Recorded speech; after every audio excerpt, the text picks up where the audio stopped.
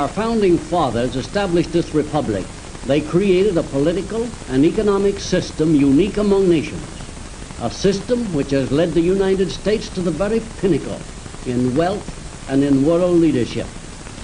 This series of programs is being presented to help all of us understand better our advantages under our American way of life.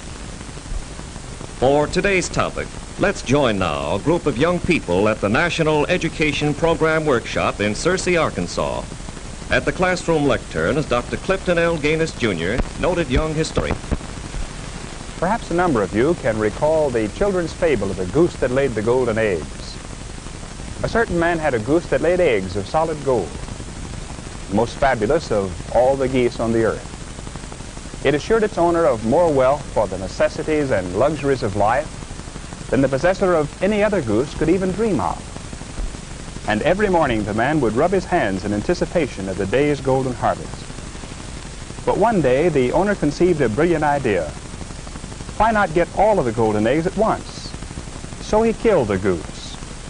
But alas, he found only a few half-developed eggs, and the source of his steady stream of daily riches was destroyed. The subject of our classroom discussion today is an element in our daily lives as important to all of us and our improving welfare as would be a goose that lays golden eggs. We're going to discuss profit, its indispensable place in our economic system, its immediate value to each individual citizen, and its relationship to economic progress in our nation. The profit system in America is truly a goose that lays golden eggs, that makes possible our abundance of so many of the material blessings of life. For breakfast this morning, I might have had cereal grown in Kansas and processed in Minnesota, bacon produced on an Iowa farm, cured, sliced, and packaged in Chicago, homogenized milk from a dairy 50 miles away, fruit juice from far-off Hawaii, and eggs from an Ozark poultry farm.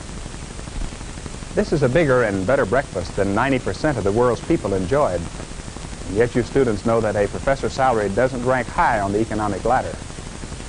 The profit system, with its incentives for achievement, makes it possible for you and for me and for all Americans to have the advantages enjoyed by no other people under any other system. The socialists and communists and their fellow travelers seek to undermine the confidence of Americans in their economic system.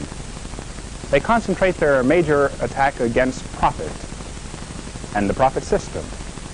So let's examine profit, our own self-interest in it, and its function in American progress. As you came in, Jane, I noticed that beautiful sweater you were wearing. It looks like genuine cashmere from the Himalayas. Thank you, Professor Gaines, but it isn't cashmere. It's a new synthetic fiber, softer, lighter, and warmer than cashmere. If an imported cashmere sweater costs about $35, Jane, would you mind telling us what your sweater cost? Well, let's see. It was $6.95. The company that made the fiber for Jane's sweater spent several $million on research before developing the chemical formula and the manufacturing process that made it possible. And where did it get the several $1 million? From profit? Yes, from profit retained in the business to explore and expand and to develop new products. It seems to me that Jane's sweater, with its beauty and excellence and its comparatively low cost, gives us an excellent example of another value of the profit system. Profit, in a very real sense, is the fuel that motivates the machinery of our progress, providing us with better things for everyday living. The opponents of the profit system center their fire on corporation or business profits. So let's take a closer look at these profits.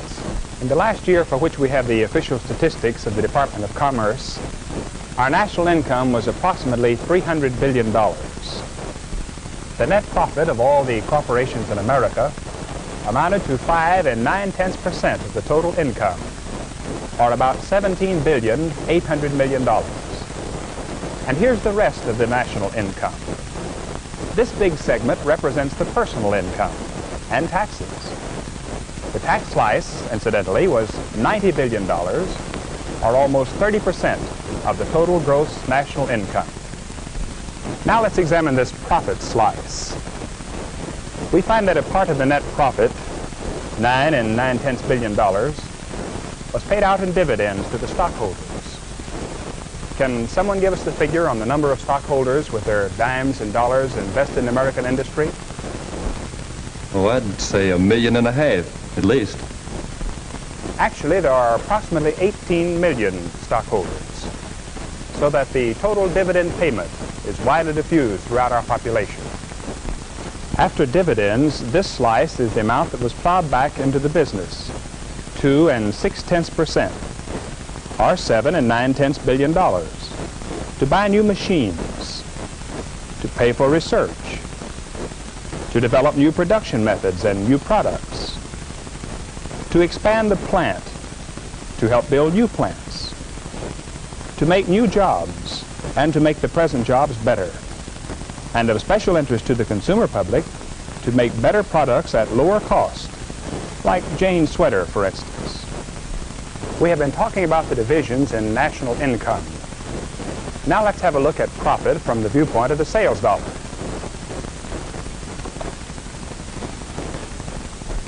In the last year, for which we have official figures, the annual sales of all the corporations in America totaled $508.52 billion. Now I would like to have some estimates as to the percentage of profit the corporations made on this volume of sales. Professor Gaines, I'd say 12%. I'd say 15%. I'd say about 10%. Well, on the $508 billion in sales, the profit after taxes totaled $16.96 billion, 3 1/3%. Not 10 or 12 or 15%, but 3 1/3. And we mustn't forget that frequently thousands of companies fail to make a profit. Rather, they sustain a loss. Our system might well be called a profit and loss system. We can narrow our examination of profit still more by looking at the annual financial statement of one company. I have chosen a big packing company, dealing primarily in the processing of meat products. Here is the breakdown of its sales dollar. This big slice, 73 2/10 cents out of each sales dollar, was paid out by the company for raw materials, beef cattle, hogs, sheep, and so forth. This next big slice, 13 1/10 cents of each sales dollar, was paid to employees in wages, salaries, and benefits. Shipping costs amounted to 2 6/10 cents. Supplies, chemicals, packaging, and so forth cost the company 5 cents on each dollar. 1 3/10 cents were dipped out by taxes. Plant maintenance and the other necessary services for doing business cost 4 cents on each sales dollar. That left in net profit this little sliver, 0.8 of 1 cent. Here is a big packing company whose brand name is familiar all over the world, actually making less than 1 penny net profit on each dollar's worth of products sold. Let's consider it this way. If the profit margin of this packing company had been entirely eliminated, a dollar's worth of meat still would have cost the American housewife 99 cents. A penny in profit from each 100 pennies of sales. In fact, a little less than a penny, 0.8. A fraction of this packing company's profit penny from each sales dollar was paid in dividends to the 65,000 stockholders. For the other fraction, the company conducted a pioneering research program, developed new and better products in a vast array, tested and put into operation new production methods, installed new machinery, kept the pace of keen competition, thus improving the job security of all its 75,000 employees, built new plants, and created a host of new job opportunities. Each new job in American industry, incidentally, requires the investment on the average of $12,000 for machinery, plant, working capital, and so forth. $12,000 for each job created. And with our growing population, we must create nearly 1 million new jobs a year. The big share of the money to create these jobs must come out of the profits of corporations. So we see how vitally important profits are, how much they mean to every citizen. how necessary profits are to every successful company and its employees, and to a healthy, progressing nation. We have learned that corporation profits, on the average, are a great deal smaller than most people believe, that the profit dollars or the profit pennies work in marvelous ways to produce material blessings for all Americans. Profit is truly the lifeblood of our progress, the accelerator of the rising living standard in America, which is the envy of all the world. Our next discussion will be on freedom and security. But for now, class dismissed. The American Adventure Series is a production of the National Education Program, Searcy, Arkansas. Dr. George S. Benson, director. Dr. Clifton L. Gaines, Jr. was our instructor. This is a continuing series based on the unique political and economic system which has made America great. Watch for the next presentation of the American Adventure. History. Perhaps a number of you can recall the children's fable of the goose that laid the golden eggs. A certain man had a goose that laid eggs of solid gold, the most fabulous of all the geese on the earth. It assured its owner of more wealth for the necessities and luxuries of life than the possessor of any other goose could even dream of. And every morning,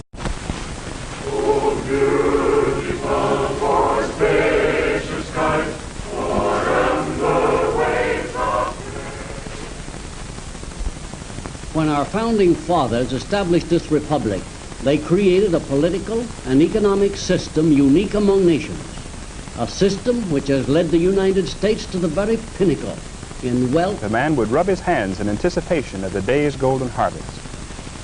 But one day, the owner conceived a brilliant idea. Why not get all of the golden eggs at once? So he killed the goose. But alas, he found only a few half-developed eggs, and the source of his steady stream of daily riches was destroyed. The subject of our classroom discussion today is an element in our daily lives as important to all of us and our improving welfare as would be a goose that lays golden eggs. We're going to discuss profit, its indispensable place in our economic system, its immediate value to each individual citizen, and its relationship to economic progress in our nation. And in world leadership. This series of programs is being presented to help all of us understand better our advantages under our American way of life. For today's topic, let's join now a group of young people at the National Education Program Workshop in Searcy, Arkansas. At the classroom lectern is Dr. Clifton L. Gaines, Jr., noted young